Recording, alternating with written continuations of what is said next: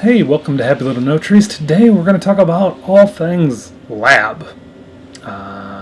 Yeah, somebody asked me a question about that, and I went, well, let's dive back into that world of working with lab. So, normally, we're going to build some things, and we're going to play around with some things, and we're going to talk about it. So, we're just going to hop right in. We're into the color page. It's here, it's handy, it's dandy. We can bring up our scopes and see what's going on. We can also check what's going on over here. And yeah, made some upgrades to how visually presenting this is. But we're going to talk about lab. We're going to talk about what it is, how to use it in Resolve. And then we're going to talk about some other options as well. And this might be a long video, it might be a short video. I don't know until I press stop recording. So buckle up. I had oatmeal for breakfast. It's sticking to my ribs. And we're going to have fun talking about lab. What it is, how to use it. So lab is a different model. Let's see here. Let's see if I use hand gestures. So lab is a different model to understand what is color. So normally we think, and normally the baseline of how Davinci Resolve runs is in RGB, and it has, we think about that in the sense of a cube.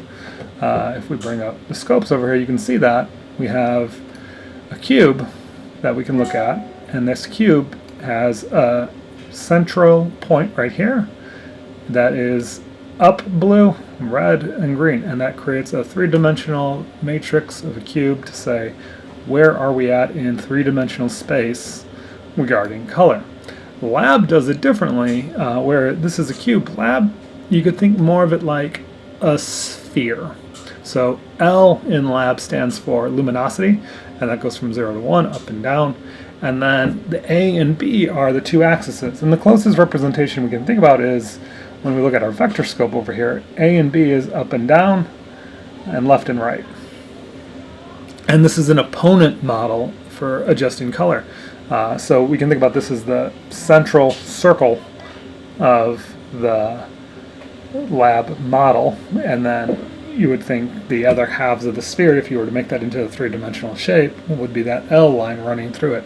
And so there's two values that determine the degrees of rotation from the central point where the center is, the grays, and then the distance out, and that determines the color. But what this does is it also pays attention a little bit to how as things get brighter, as things get darker, we have that nice tight roll-off attenuation to white. That's what lab is. So it's a mathematical calculation of finding our space, our place in a three-dimensional sphere, compared to finding our space using RGB triplets in a three-dimensional cube. I think that's the quickest, easiest summary of that. So RGB is cubish, and we're thinking more like this is a slice of a circle. So when we talk about our image formation and our look dev and how to work in lab in Resolve, we're looking at this notary right here. So we're just taking Blackmagic footage, putting it into Davinci Wide Gamut Intermediate over here, and then one of the things we can do is turn on chips. You can kind of see here is what that looks like. This is our chips diagnostic plot, so we're going to just put that over there for right now, off to the side. And then this would be our normal gamma linear exposure balance, but we're not going to talk about that right now.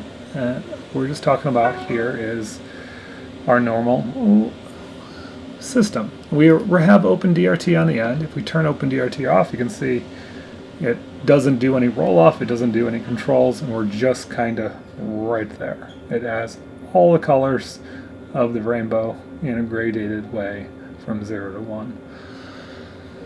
So, how do we get into lab? Well, the easiest way, the most basic way, is if we just put two serial nodes out here. For right now, we're going to call this one, L for right now.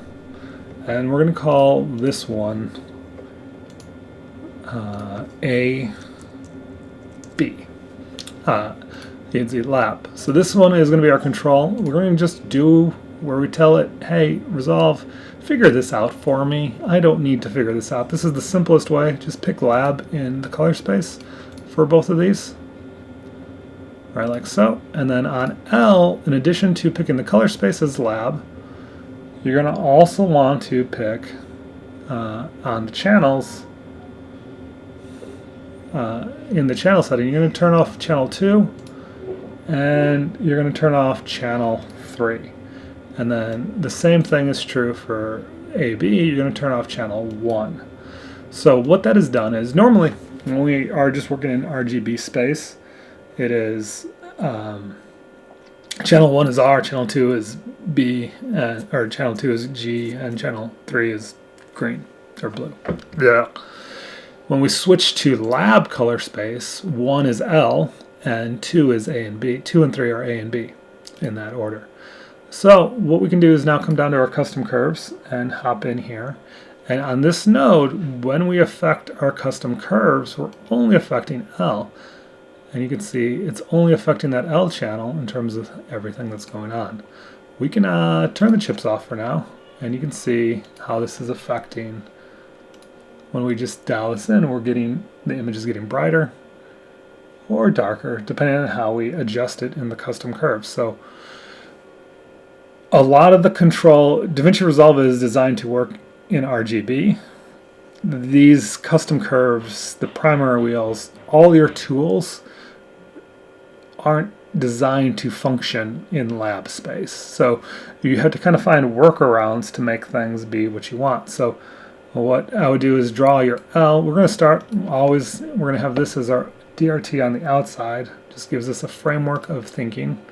Open DRT is kind of safe, it's simple. We're going to bring up where we think our brightest point of the image should be, just by dialing that in, and we're going to bring in our lowest point to draw our shadows. And it's a straight line. That's kind of how you would do it if you're working in Lab Colorspace in Photoshop. And you can see we've kind of picked, you can see even on the histogram in the custom curves that we're pretty tight to this shape, you could say.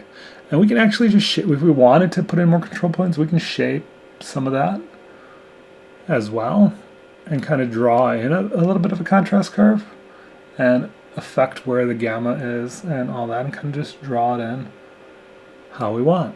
And we're only affecting the first channel, which is luminosity, and that's all that really matters.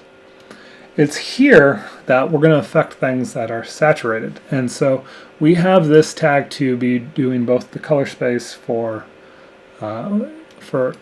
lab, and we have it set to channel 2 and 3. When we come over to the custom curves again, we want to deselect the joiner and only select, because it's only going to do, like if we did anything with red, nothing's happening because we're only affecting that first, second, and third channel.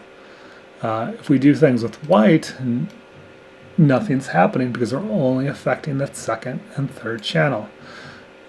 So we go to green, you can see we're making some changes now. And yeah, we can draw. Resolve custom curves gets finicky, it forces bends, and it gets jumpy in terms of being able to push that. And so green is only affecting the A channel, and so we can kind of start to draw and shape our image just like that. And and since it's an opponent model, when you work blue, you're kind of working things opposite of each other, and you kind of just play around with it and feel what works, feel what doesn't. I mean, you're working, you're pulling, you're saturating. We can bring our chips back up and put them all on the table, and you can see, whoa, what did we do to our image? We can turn this off just so we get a better view of it. But yeah, we cranked down on our blue there at different points, and it is not. You could say that isn't pretty. And I would say, yeah, that doesn't look like we normally see our chips pattern at all. It's clipping, it's all over the place, but the image isn't too shabby. Like, there's some bits that we got going on in there. And we can just keep tweaking this. We can go the other way with you if you want. Oops, no, select that one. I don't want, and that's why you gotta put, you can see how we can push things around. Maybe pull the blues in down here. Push the blue, kind of go back this way, get that washed out look. And we're just working it kind of like this. And we're working those two channels against each other to kind of shape the image the way we want it.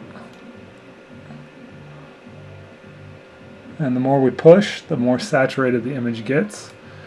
And the more we pull, we're pulling in contest with different aspects of it. And so you can get your image very saturated. It just kind of depends how you want to draw these curves in here. Now,